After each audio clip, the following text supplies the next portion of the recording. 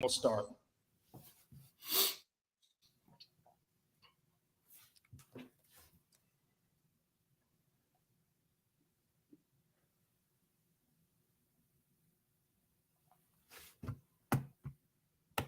All right, looks like we are ready to roll. All right, what's going on, everybody? Keith Niebuhr and Corey Bender of Gators Online to talk some Florida Gators football recruiting today. We did one of these shows last week, and it was really popular as a preview for the announcement of five-star defensive lineman / edge LJ McCrae. So we said, hey, let's maybe start doing a live show, and perhaps Corey, maybe we do this every Friday. Who knows? We'll see what the turnout is. Friday's usually kind of a slow day on websites, but maybe this will be different. But today we're going to talk a little bit more, just go back to LJ McCrae, and then give you some juice on some flip targets, a couple big flip targets for the Florida Gators. Corey's been working hard on one. I've been working on the other. And then we're going to take your questions. We'll be on for 40, 45 minutes. We have lives to get to, so we don't want to do this all day. And we know you do too. But again, I'm Keith Niebuhr. That's Corey Bender. If you like what we're doing at Gators Online, make sure you hit the like button. Make sure you hit the subscribe button. Please leave a comment. Lucas has already left one. We're going to get to those comments in just a few minutes. But Corey, first of all, LJ McCrae committing last Saturday to the Florida Gators gives Florida a third five-star in the class. And, it's a number 3 class in the country, number 2 class in the Southeastern Conference. Florida's got 22 commitments, just in a nutshell. And we've talked about this ad nauseum, but how significant was this from a playing perspective, from a talent perspective, to land LJ McCrae? Yeah, I think, like you said, Keith, we've talked about Florida was kind of lacking a true defensive lineman in this class outside of Nazir Johnson. A lot of the other guys, Kendall Jackson, Amaris Williams, they're guys that are actually getting recruited to play on the edge. So Florida, they get a guy, a big body, 6'6", 270 pounds. I think you can do a lot with him. He's very versatile. Well, but Corey, they're saying he could play edge too. They're telling him he could play edge. Yeah, that's what I'm saying. He's that special. I mean, he plays like a kid who's much smaller than 6'6", 270. And you watch his film, I mean, outstanding aggressiveness, really, really outstanding motor. So I think his motor and aggressiveness, that combo is what sticks out to me the most outside of his physical presence. But I think it's a guy, too, from a physical standpoint. I think he can definitely – I think once he gets in a strength and conditioning program, they'll tighten up that frame even more, probably play around 300 pounds and really not lose too much athleticism. So it's kind of like Gervon Dexter came out a few years ago. I'm not saying the type of player, but the same type of body type, of versatile big body you can do a lot with. Yeah, he's we both seen him play, and he just kind of can flip on that light switch, man. I mean, for a guy his size, as tall as he is, I don't know if people realize this. And again, I'm not some football savant, football expert. I'm not trying to talk down to anybody, but I'm not sure people realize sometimes when you're 6'6", 275, how in God's name can you get skinny in space and get through blockers? And he can do it. He can dip his shoulder. He's got narrow hips. And that helps him as well. So these are things that are applicable to multiple positions. Corey, this guy could be a 5-star offensive tackle, quite frankly. He's got the length. I mean, he's a special player. Let's just suppose, for argument's sake, it doesn't work out on defense. I don't have any reason to believe it won't. I think he's a special player. But if it didn't, you can move that guy to offensive tackle. I mean, he is a special athlete. And let me just point this out, too. He's incredibly smart. I hope he's watching. But he's incredibly smart. He really is. A super high IQ. He played the recruiting game calm and cool the whole way through. And I don't mean to say it was a game to him. I'm saying he didn't give away too much, but he also was incredibly polite, never turned down an interview. He didn't go seeking. Professional. I think that's the best word. Didn't go seeking interviews, but didn't turn them down either. Helped build his brand, quite frankly. And by the time he committed, he was a household name across the Southeast. So huge pickup for Florida. We both love this guy professionally, personally. I mean, he really can do it all. So anyway, Corey, that's a big one. 22 spots filled in this class. Obviously, Florida's trying to hold on to some guys. Amaris Williams, edge, officially visited Ohio State last weekend, supposed to be at Penn State, as you reported this weekend.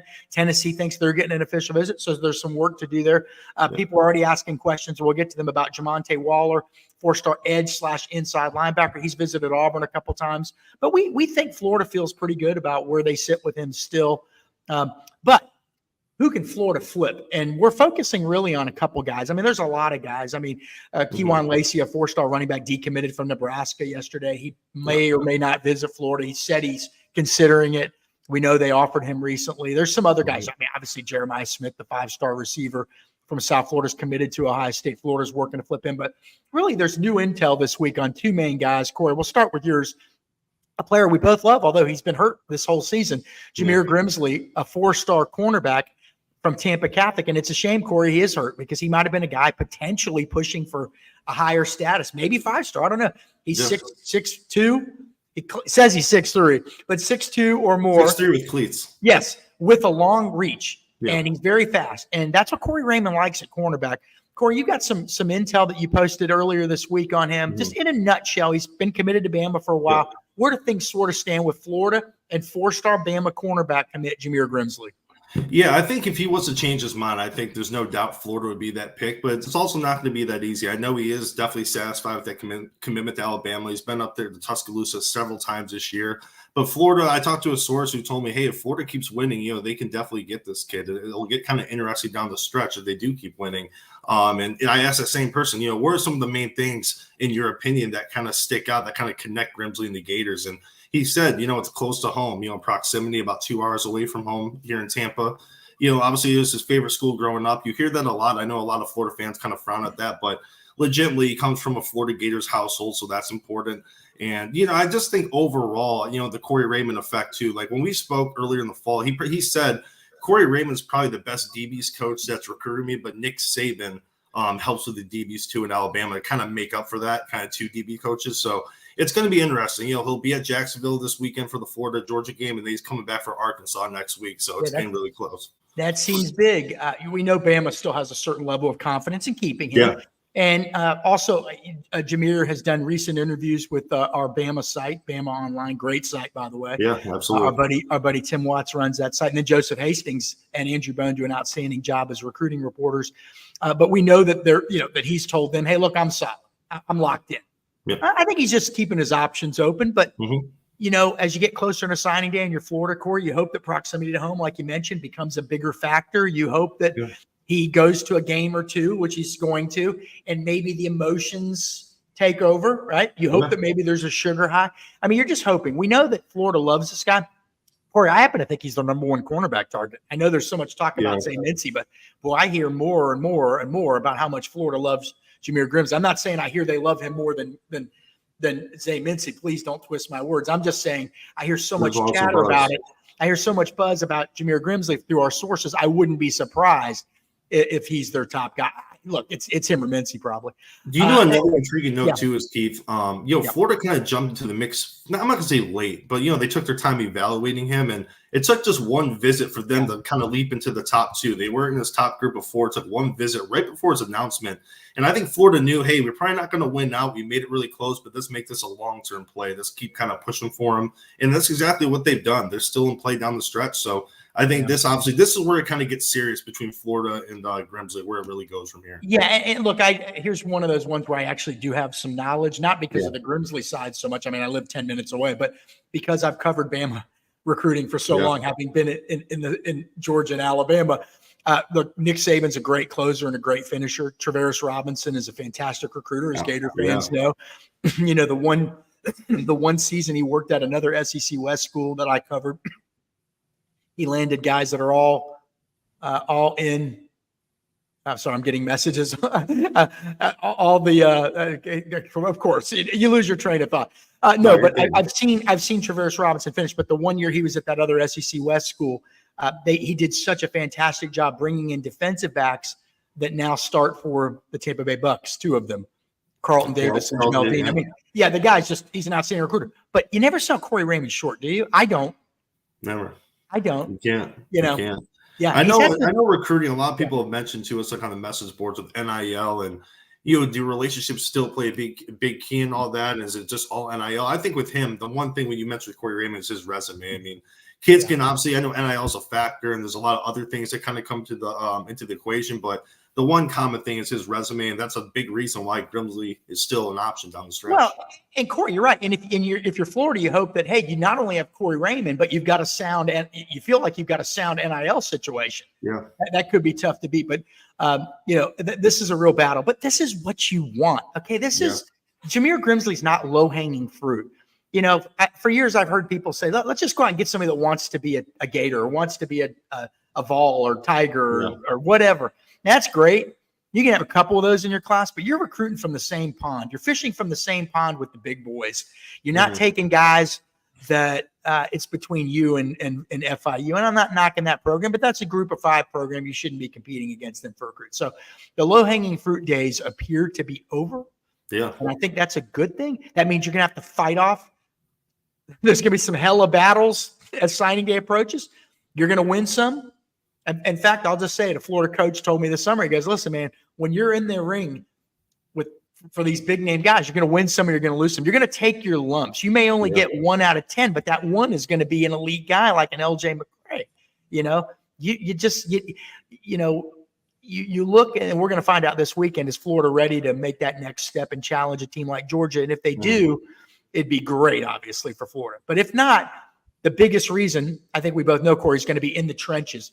Yeah. You just look at what Georgia's recruited. It's all these huge guys that they beat out all the elite programs to land, and that matters. And so that's what we're seeing Florida do right now. And this is significant. Yeah. This is, I'm beating a dead horse. Anyway, all right. Next flip target we're going to talk about, Corey, is a guy we both like, Jaden Baugh. Plays at Columbia High School in Decatur, Georgia. That's inside the perimeter, as they call it in the Metro Atlanta area, right off I-20. If you're heading from downtown Atlanta to Augusta, you're going east. Right to your left, right there. I've been there a bunch of times. Yeah. Heck of a player, 6'1.5", or 6'1", 6'1.5", 215 pounds. Corey, he's averaging 13 yards a carry this year, over 1,000 yards. Yeah. And he also has caught almost 400 yards in passes. So he can do a little bit of everything. I said, hey, you're that power guy. Is that what Florida's looking for? He goes, hey, look, man, I ain't just a power guy, bro. I mean, he was, I don't think he was offended, but he wanted to make it pretty clear to me the other night that, hey, I can do a little bit of everything. And that's what you got to have, those every down backs these days. Sure. You know what I mean? Because if one guy can only do one thing, let's say, and you bring him in, well, you're basically telling the defense why he's going in. Yeah, absolutely. So good player. And Corey, he's so good. Like, he's been listed as a linebacker by a lot of sites. Like, so he's an athlete. Yeah. Florida's not recruiting him a linebacker. I'm not saying that, but that tells you this. It speaks to the athleticism and the size of this guy. And by the way, let me point out one other thing. 13 yards. I'm getting dry, Corey. 13 yards a carry.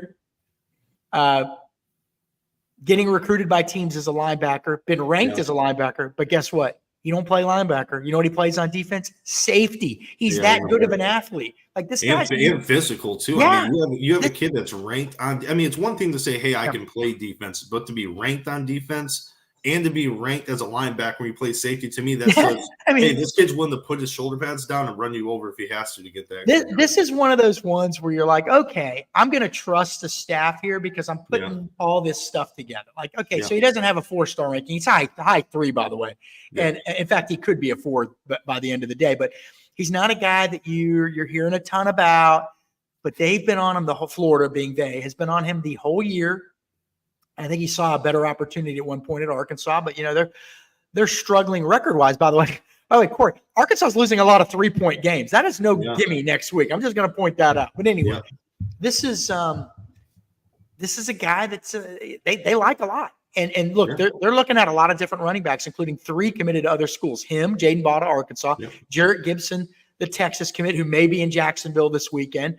And also still apparently, we haven't heard anything from Florida, but still apparently recruiting former Florida commit and current Georgia running back commit, Chauncey Bowens. And then they were recruiting a 4th player committed to another school. I mentioned him earlier. Keywan Lacey was committed to Nebraska. He's out of Texas. And I just got a text. That's what threw me off. It says a lot of buzz about Ole Miss and Florida with Keywan Lacey. So they're involved with a lot of guys. People say, okay, well, which one would we being Florida, which one would Florida take? Okay. Sometimes it's first in the boat. Yeah, I think in this situation too. Yeah. I mean, you like all 4, let's say, and one of them, maybe the guy that's your top guy says, I'll tell you on signing day. Yeah. Well, that ain't gonna work, man, because then you gotta, what are you gonna call up if Jarrett Gibson's your number 1 guy and he tells you no on signing day? You're gonna then call up these other guys signing day morning. Hey, remember us? Doesn't work that way. You got to recruit multiple guys at the same time, figure out which you still prioritize, don't get me wrong. But which one would you take first? Which one would you take in order? You know what I mean? And then, okay, so maybe this guy's your 4th guy. He's the one guy you would say, we wouldn't take him right now to get these other 3. But everybody else we got to take now. And the Florida running back situation is interesting, Corey, because Etienne He's only a sophomore. Montreal Johnson, I guess, could come back. After last season, you could almost say if he was a junior because he had such a good year, maybe that'd be the year to kind of go. But I think now you would think he comes back for another year, but I could be wrong. We'll see. And also Cam Carroll, remember him? The transfer, he got hurt in the preseason. They liked him a lot. Trayon Webb. I mean, they have a lot of dudes. They got a lot. And I hope I'm not scaring any of them away. They coach a little mad at me. But if you're a coach and you're listening to me this, one, why the hell are you listening to my show? You got a Georgia game tomorrow. Two, it's a good problem to have with that. You don't need. I'm sorry no, I forgot. I got to one thought and forgot my second one. That's what you're dealing with my brain right now. But I think Jaden Botho's probably. Would you think he's probably the most realistic out of the running backs right now? It seems like this Kewan Lacey thing's interesting, but the only thing I would say is he hasn't, to our knowledge, he hasn't visited Florida yet. Mm-hmm. And so it would be further along theoretically with Jaden Baugh, who, by the way, I hadn't even mentioned this yet. He's going to be in town for the November 4th game against Arkansas. Okay. Against Arkansas, the team he's committed to. His parents, by the way, are going to come down Friday or come down early. They've got some kind of family event in Florida. He has a game next Friday night, November 3rd. He will then get in the car with his coach first thing in the morning, drive down to Gainesville. Pretty easy drive, really, from South Atlanta. Yeah. And so we'll see how it goes. If it goes well, I think they're going to get an official visit, Corey. I mean, he's absolutely somebody to watch. So look, Jaden Baugh on offense, good flip candidate. Jameer Grimsley, tough, but really good flip candidate on defense. And so that's where things stand right now. Look, Florida's got a lot of hay in the barn. This is most of the class is done. Now people want to know about the guys you got to hang on to. We'll talk about them briefly and then take your questions. Amaris Williams, to me, and Nasir Johnson are probably the two to watch. Now, Nasir Johnson's defensive lineman from Georgia. He's going to be at the game this weekend, but I don't know if that's good or bad because he's also being heavily recruited by Georgia. I spoke to him this week, and he was funny. He said, "Hey, I'm 100% locked in," and but at the same time, Florida State and Georgia. And like you said, Keith, it's kind of like he can't. But by the way, tell everyone listening to you, with them being able to host prospects, they can't speak with the staff. Okay. So that's it. So basically, you're just kind of going and evaluating the game, watching it. But it's going to be interesting, man. This whole. You look at this game, I mean, because like you said, he's liking both schools. I think Georgia kind of has more momentum, more momentum than Florida State right now out of the schools that could flip Nasir. But at the same time, he's had many opportunities to change his mind. He still hasn't done so. So it's going to be interesting how his recruitment plays out, going through November. Yeah, I got to apologize. Sounds like somebody's banging a drum out there. There's construction. I can't speak. There's a drum out your window, man. So it's one of those mornings, Friday mornings. So, the thing is with these guys, so Nasir Johnson's clearly one to watch. The other one we think, look, I know people are talking about Jamonte Waller with Auburn, but Florida does continue to feel good. I wouldn't panic until it's time to panic. And right now it doesn't seem like it's time to panic, but things change fast in recruiting, but there is very good confidence and optimism at Florida. And Chad Simmons of On3 interviewed him this week, and he said, I'm locked in. So we'll see. We'll see. I think Amaris, so you think you hit on the nail. I think Amaris a little bit over Nasir right now, as far as I think so too. Just like we said, just visited Ohio State, official visit. And here's the thing about Amaris Williams. Going to Ohio State last weekend, about to visit Penn State, supposedly going to officially visit Tennessee maybe November 18th. Florida's trying to get him back for November 4th, but that's a noon game. Boy, that noon kickoff for the blackout Jersey game really kills Florida. The guy's up in Clinton, North Carolina. I don't know that he can make it. So even in-state prospects, if you're in South Florida, that's a tough drive. Yeah, here's the issue: is this drums? It's a construction. I can't hear anything on my end, so you're Thank good. God. I can't hear anything. Okay. Well, anyway, so here's the thing about Amaris Williams: we know that he's impressionable. Visited Penn State this summer. That was the team to beat. Visited Florida in June. Committed on the visit. Yeah. Visited Ohio State last week. Boy, now they're right up there at the top. So everywhere he visits, he has that sugar high. So that would be the concern if you're Florida. You got to get him back on campus. So those are really the main guys to watch. Let's get to some questions now. I got to scroll way back up. Corey, you want to appreciate there are a lot of people, man, contributing. Yeah. If you like what we're doing, again, hit the like button, subscribe button, leave a comment. Right now, Gators Online. Well, we have a big game special, 50% off. But I think the better deal, Corey, is $1 for 1 month. Yeah. We get you in the system. You like it, you stick around. If you don't, you go somewhere else. But $1. That's less than a cup of coffee, man. Not much of a commitment. That's a lot less than a cup of coffee. Yeah. It's less than a lottery ticket now. But anyway, not that I've been buying dozens of them lately. But anyway, look, $1 for 1 month, great team insight, great team intel. We do a war room each week. That's become a pretty popular feature. Anyway, we just try to have the best overall coverage. I mean, your competitors are great. We got some great competitors in the market. They know what they're doing too. We just hope you give us a try. But all right, let's get to some questions here. Lucas wants to know who the next 2025 commit is. Corey, this is more your area. You got, in a nutshell, you got somebody? Yeah, 25. I mean, Chris McCorkle's one that comes to mind now. Initially, I said Ryan Montgomery, but his recruitment's going to kind of drag into the new year. So right now, I kind of have him on the back burner. I think Chris McCorkle, depending on where Florida's cornerback board stands, I know they're going to have a decision to make. There's a lot of talent in that 25 class, especially in the secondary that Corey Raymond's evaluating. Yeah.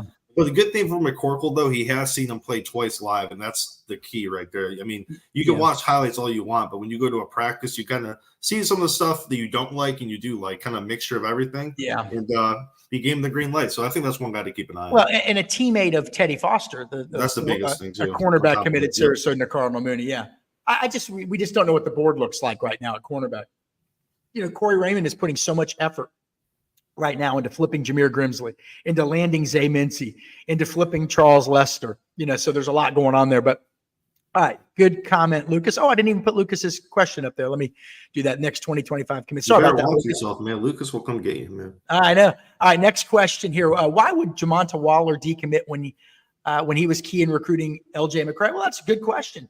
And Jamonte Waller, first things first, he's listed as an edge. But Florida has recruited him, and if you don't know this, you need to know this. Florida has recruited him as an edge/inside linebacker. So they think he's going to be a guy that can bounce around and play a bunch of different positions. And that's kind of a trend in this class for Florida. There's LJ McCrae, can play defensive end, strong side. If he gets to 300 pounds, he may play inside. He can also play edge.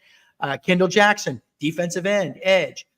So you've got multiple guys. Amaris Williams is listed as a defensive lineman. Florida's recruiting to play edge. They think they can move these guys around. Really, it kind of speaks to what Austin Armstrong, the defensive coordinator, is trying to do, Corey, just creating havoc, right? Having a bunch of guys that can do a bunch of different things. But to answer your question, we haven't said that he is decommitting. Look, an Auburn reporter that we know well, Cole Pinkston, he's been on our show. He put in a pick, and we're not going to sit here and dog Cole, because if he put in a pick for Auburn to flip Jamonte Waller, he has intel or sources that are telling him. Yeah. So then I've had people say, sometimes just go off your gut too. Corey and I think he's probably going to stick. Yeah. Cole thinks he's probably going to flip. But just let me explain how it works for a second here. You've got people telling you things, sources, right? And sometimes, and I've seen some comments that say, well, the kid is saying he's locked in. Why would this overzealous reporter? Well, kids don't always tell the truth, or their opinion, their feelings change. You know what I mean? Like, what do you do? What does a teenager do when they want to break up with somebody they're dating, Corey? They kind of just ignore them. They don't just tell them, oh yeah, everything's great. And then they never hear from them again. Ghosting them. So you never know. But we think he's solid, very good player. He's been to Auburn twice. He said that he's been to Auburn because the proximity. It's just the easy place to get to. Yeah, we'll see. I've heard that before where that's exactly the case, and I've heard that before where it isn't the case. But, if you're a Florida fan, you say, well, gosh, Jarrett Gibson, he's been to 2 Florida games. Look out. But then you look at Jamonte Waller and say, he's been to 2 Auburn games. Who cares? Big deal. Well, you can't have it both ways. Either you're concerned or you're Yeah. But to me, it's a mild concern, but it's not reaching the level of a big concern yet. You know what I mean? I don't know. I think with him, if you go on our website too and you read my interview with him from the Tennessee game, eye-opening comments. I mean, really rave saying, I can't picture myself anywhere else but Gainesville. I mean, we spoke to so many kids after that Tennessee game. I would probably he had the best. If you're a Florida fan, you felt the best reading his remarks of all the Florida commits. But we'll see. I'm with Keith. He's taking his visits. I think a lot of it has to do. I mean, Auburn's playing well, but at the same time, it's not that far of a drive. They're not playing that well. They're not playing that well. Hold on a second here.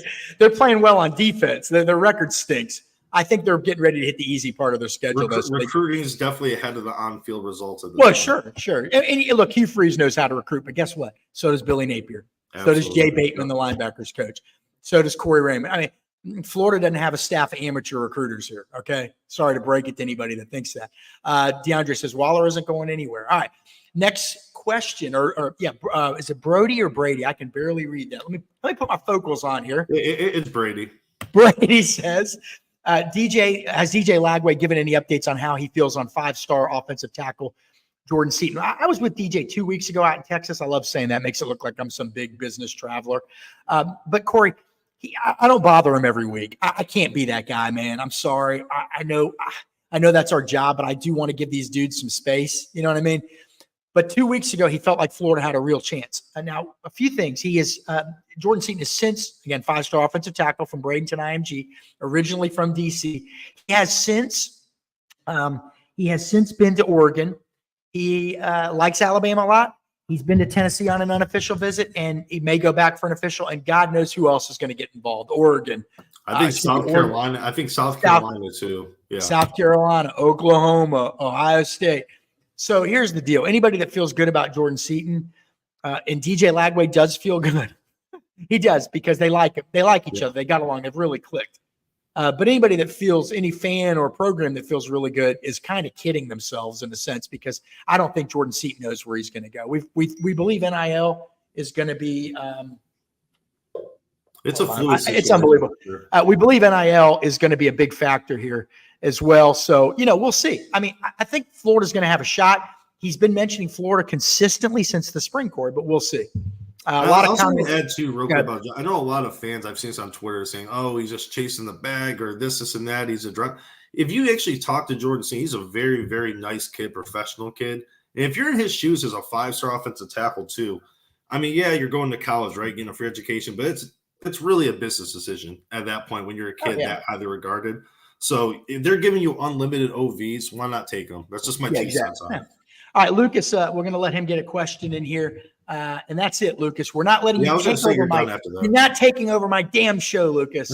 Now, Lucas is awesome. All right. Lucas says, does landing LJ McCrae help with Bam Bam Zay Mincy? That's the 4-star cornerback. I mean, it does and it doesn't. Like to me, Corey, you know this, they're each going to do what's best for themselves. Mm-hmm. I guess the bigger question is, does it hurt? No, it doesn't hurt you. They're friends. They wouldn't mind being teammates. But at the end of the day, each kid's going to sort of do their own thing.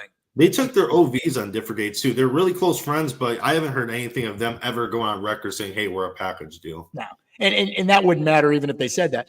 Florida Native 75 says, FL Native 75 says, I think Zay Mincy goes to Bama and we flip Grimsley. I could see that happening. Yeah. I mean, we'll see.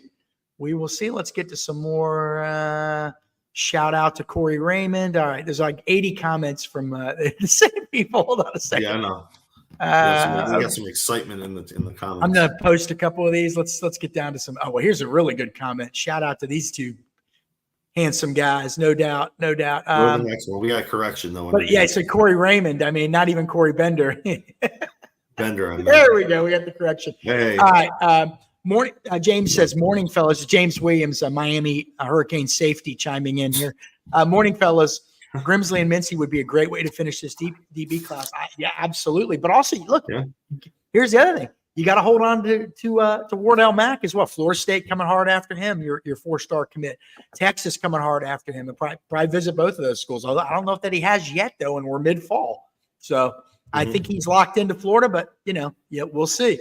We got a we need Seaton here. Let me just scroll down. Just listening to Seaton's interviews. He gives Cormani vibes. Interesting. I don't see that. There's nothing against either one of the kids. I don't see that comparison, but I'll keep it at that. We'll just keep it at that. Move on. Comment on Amaris. I mean, that's a big one. Here we go. Garrett Ross wants to know about TJ Moore, who, for those of you that don't know, that's a 4-star receiver at Tampa Catholic. Look, Corey and I are lucky. We've both known the coach at Tampa Catholic for over a decade. Fantastic guy, former SEC and NFL receiver, Jarris McIntyre. He's got a really good receiver in this class, as he usually does. TJ Moore's committed to Clemson. Corey, I'll tell you what I know, then you can chime in. I've heard he's, Florida went by the school a couple weeks ago, or last week during the off week. I think he's pretty locked into Clemson for now. We'll see if they keep losing. We'll see. But I haven't heard anything to suggest he's going to visit Florida. But maybe he shows up. If he does, given the way that Clemson feels about kids visiting other schools, they do not want that to happen. Some schools don't really care. Yeah. But if he visits another school, then I think you have to say, okay, this means something significant. But to our knowledge, he doesn't have in-home visits too down the stretch could be interesting too. It's another kid where I believe his mom's side grew up Gators fan. So same thing, Keith. Yeah, just to chime in real quick on him. Clemson doesn't allow their kids to take visits, so unless something happens in their season or Florida starts winning the second half of the season and changes his mind. Like you said, I think the chances are pretty low. David likes my sign. Here. Yeah, David likes That's my sign. Nice sign. Yeah, What's up, Dave? Corey, you're behind on us, I think. You're freezing up here for a second. You there? Okay. Yeah, I'm here, man. Yep. Okay. David says, nice sign for everybody that knows. I'll plug them later. I didn't get it for free. I paid for it. $89. It's a little small. I wish I would have got the bigger one, but I think that's good enough. I'm pretty cheap. But all right, let's see. DeAndre says, do you guys think Florida brings in a good 25 class? I do. How Florida finishes this year is going to be significant, because what you don't want is Florida to go into the next cycle with kids thinking, oh, if Napier doesn't have a good 25, he's gone. So I think it's imperative that Florida win a couple games finishing the season and continue to show progress. So there's no doubt that he not only will be there in 25, but beyond 25. But Corey, your thoughts? Yeah, am I frozen before I start talking? Am I frozen? Am I good? You're frozen. Why don't we knock you out and bring you back? Okay. Yeah, I'll be back. Okay. All right. We're gonna let Corey jump off and hey, look now look at this. It looks pretty good. Let me get you the website there for anybody that loves these signs. It's a free plug. What the heck? I mean, I don't know. Hex Head Art. HEXHEAD Art. So check that out. All right, so let's see what other questions we have. Look, I mean, Florida's got a lot of visitors coming to town this weekend. Not coming to town, coming to Jacksonville this weekend. As Corey mentioned, while we're waiting for him to jump back in, you can host recruits at these neutral site games. We saw it with Texas, Oklahoma. Only the home team. So Georgia got to host a bunch of guys last year. Florida's going to host guys this week, and here we go. Corey, you're back. Let's see how it works here. Am I good? You're good. So we're talking about Florida, Georgia. Corey, give me the names of 4 or 5 guys, some big name guys that are going to be at the game this weekend as guests of Florida. Again, they can't have face-to-face talks with the staff while they're there. They basically just get a free game ticket. But you get to see the number one team in the country face the team that's recruiting you really hard, Florida. So it's still a big deal. Who are some of the bigger guys, Corey, we expect to see at the formerly known as Gator Bowl? The headliner for sure is Jameer Grimsley as far as realistic top targets, guys that Florida's really in the mix for. Jarrett Gibson, we reported earlier in the week that he was, playing. He was trying to get up there. We were told early this morning that he was going to make it. He's expected. But there's a lot of talent, I think. And then also Mekhi Burrow. That's another one I definitely want to highlight too. I think often when a kid decommits from a school, I mean, the chances of him ending back up at that same school are pretty low. But in this instance, I think you can almost say Florida's the school trending for him still. After that decommitment, he went to the Charlotte game, loved it. So Florida's back in the mix. He's coming back for the FSU game too, so that's going to be key.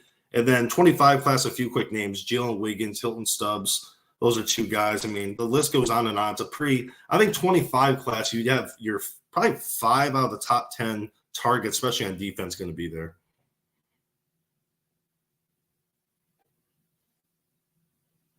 Hey, Keith, you're muted. I can't hear you, buddy. Yeah, you couldn't hear me. You were frozen. We're working. Look, we're our own producers here. We got to point that out. Technical difficulties. We don't know what we're doing, basically. We're just guys that talk recruiting, okay? Any other questions? If not, we're going to probably get going in a little bit here. But look, again, number 3 class in the country. So where are the big holes? 22 commitments. I mean, obviously, Florida would like one more cornerback, done at linebacker and edge.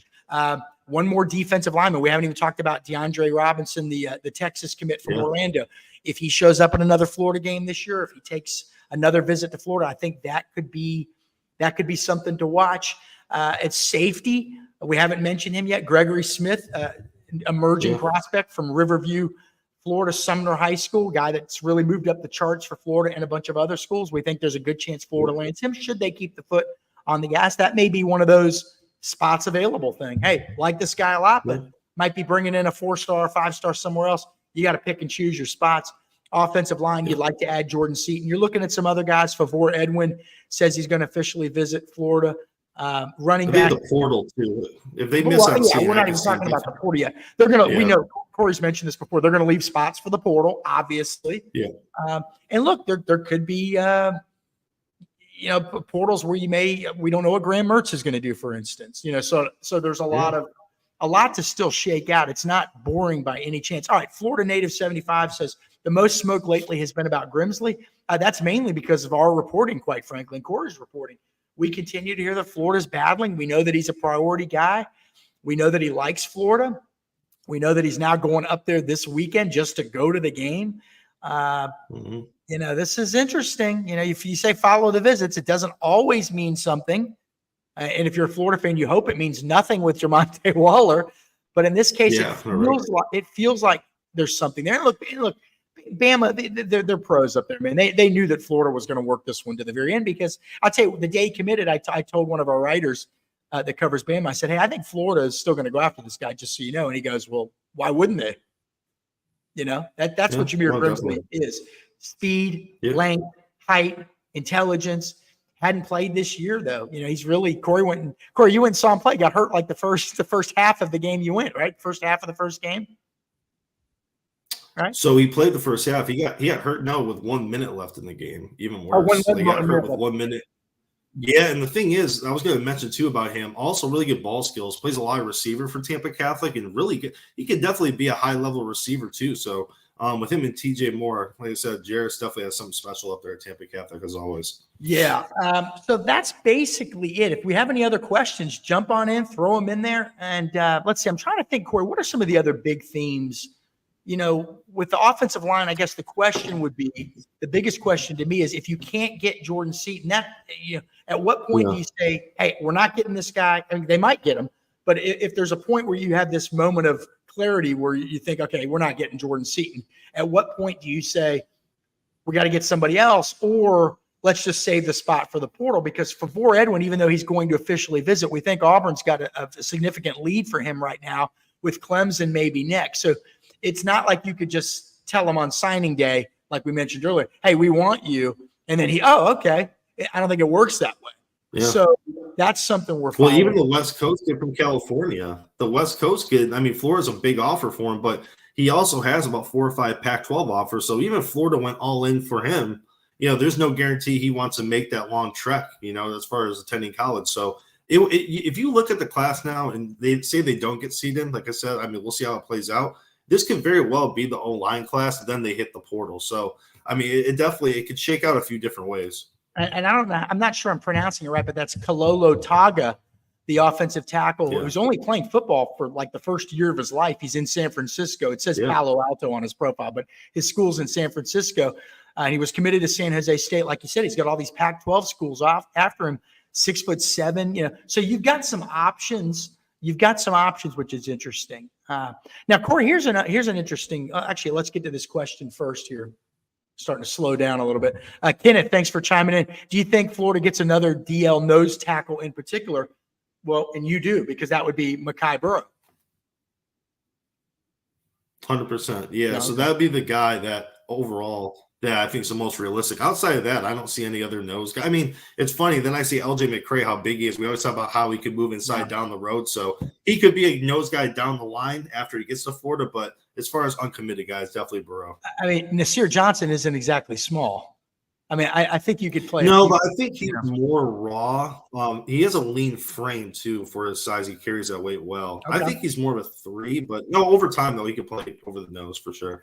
Corey, you had an interesting feature this week. You watched the film of Florida's least known commitment, Noah Portajan. I hope I'm pronouncing that right. Mm-hmm. He's from Germany, and he's playing on like an adult, I think for an adult league team over there. It looks like it. And playing guys like you and me out there. Yeah. You watched his film. I saw you in the secondary. Yeah. You watched his film because, again, a lot of people nobody's seen this guy play. He doesn't play for Fort Lauderdale St. Thomas Aquinas. We ain't seen him in person. Suppose he's a hell of a dancer, which is, people laugh, but you want to be light on your feet if you're an offensive tackle. But you watched his film. You broke it down pretty closely. Yeah. Can the guy play? How much of a project is he? I guess would be the question. Noah Portajan. Yeah, he's definitely, I would say, a project, but not as much as you think he would be as a kid over the seas, playing in Europe. I think the one thing I like about his game, he's very agile. He's a guy that, he can get to the second level with ease. And for a guy that hasn't been playing football for that long, I love his football IQ as well. He's a guy that's always aware of his surroundings. He'll hit the defensive lineman, get to the second level. And there's a lot to like, man. I think he could be a right tackle, but I think his game probably sits better at guard just because of how fluid he is in space. Once he gets stronger, though, and obviously gets his bearings underneath him, gets used to the talent level over here, I think he's a guy that has a fairly high ceiling. And I think Florida's going to be patient with him. And I think Noah, I think he understands that too. There's no rush. All right, let's go one more question. We started off hot. It's kind of slowed down a little bit. I think everybody's ready for the cocktail party, Corey, or cocktails. Yeah. All right. DeAndre says, hey, what 2025 quarterback does Florida have a good shot to land? Well, a lot of people thought a week ago Antoine Hill was a guy to watch out of Georgia. Then he up and committed to Colorado. So you got Ryan Montgomery up in Ohio. Maybe Florida circles back to Carter Smith out of Fort Myers. There's got to be some other guys out there as well. But you think Tremel Jones, the Florida State commit from Jacksonville Mandarin. We know Florida likes him a lot. He's been to one Florida game. I think he'll be at the game this weekend. I mean, he's got all his teammates are going to be there. Yeah, all his teammates are going to be there. Yeah, he likes Florida a lot. I'd say he's like a Danny Werfel type, really smart, really accurate. I wouldn't say he's got the arm strength of a DJ Lagway, but man, this guy's accurate. He knows where everybody's going to be. 4.0 student. You know, he brings a lot of intangibles to the table too. Corey, anybody else? Any other quarterbacks? Or are those really kind of the main guys? Yeah, I think those are the main guys. I think you said Carter Smith. That's an interesting one. I know he's having a hell of a season down there in Fort Myers, so maybe they'll circle back to him. I spoke to him the other week, and he was saying that hasn't heard from Florida much lately. Yeah. You know, there were some concerns I heard through the grapevine. I love the kid, and I know you do too. We think he's a great player. But I think there were some concerns, some camp settings that with his accuracy or arm motion, I don't know, man. He may be a baseball player too. I know he's a fantastic kid, high IQ, super athletic, tall and lean, can run like the wind. You know, he's actually built sort of like Chris Collinsworth, the Gator great, who came to Florida as a quarterback, as a wishbone quarterback, and ended up being a first-team All-American receiver and is now a legendary broadcaster for NFL games. But anyway, that'll do it. I think that's it, Corey, man. It's cocktail party week. Yeah. Florida plays #1 Georgia on Saturday at whatever that stadium in Jacksonville is called these days. I still call it the Gator Bowl. Huge game, big game for Florida. Look, if they can't win, they at least got to be competitive. They got to show these recruits something. The proof of concept, the future looks bright, that kind of thing. Florida's 5-2, recruiting's going well. I just don't want people to freak out if Florida loses or loses big or whatever. One game usually doesn't play an incredible role in somebody's recruitment. And, you know, as long as they're still seeing that pathway to prominence, I think they're going to feel comfortable with Florida. And obviously NIL is a game changer too. NIL can help you shore up a lot of this stuff. Kids may be second guessing, but look, right now, every recruit we've talked to, I think being competitive is the biggest thing. Just being competitive. Yeah, I think that's the biggest thing. Don't get blown out. Show some promise. Sorry, I mean, every commit we've talked to has basically said the same thing. They didn't sell us on any dream. They sold us on the fact that they think we can be the class that comes in and gets this program back to the upper echelon of college football. So we're going to keep you up to date on all these guys. Again, $1 gets you 1 month at GatorsOnline.com. Hit the like button, hit the subscribe button, and that's it. Go check out GatorsOnline.com. I hope everybody has a fun week. Don't get too stressed out tomorrow during the game. Enjoy it.